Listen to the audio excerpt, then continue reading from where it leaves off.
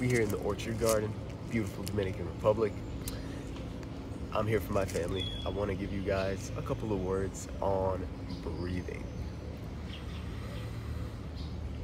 Yes, opposite muscle theory.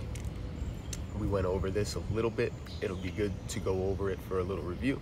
Essentially, we're using muscles to limit ranges of motion instead of to drive us into ranges of motion. It's going to be passively bringing us into that range of motion because it tenses eccentrically, and then we can ride that wave concentrically.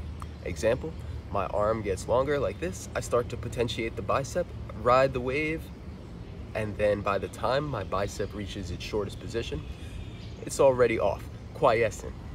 And essentially, the diaphragm is going to be one of the critical muscles that we want to be having that healthy sine wave of activity, where it's being potentiated and then quiescent, potentiated and then quiescent, which again just means that it's going to shut off for a period of time before activating again. These muscles, the muscles in our body, all are going to follow a similar pattern like that, where they potentiate in one spot and then after that they're going to be quiet before potentiating again. In fact, some muscles have triple cycles of potentiation, but we'll get into that later. For now, to keep it simple, let's take a nice breath in.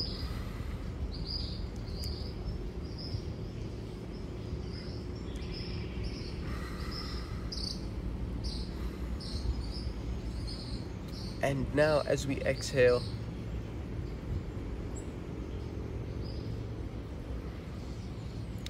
let's hear, after we've breathed out some of our air, say 30 to 60% of our air, depending on circumstances, is when we're going to begin to drive potential back to the diaphragm. So that means right around now that I'm running out of air, I'm going to be driving potential to the diaphragm to set up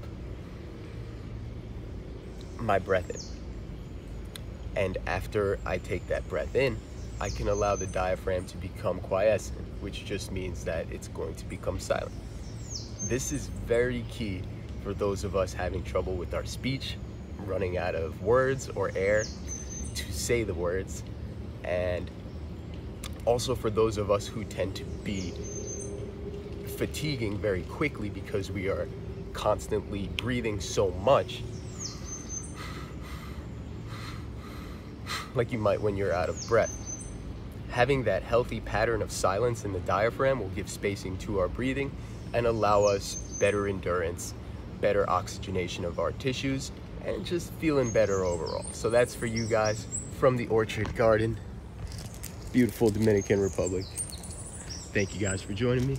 I'll be making more videos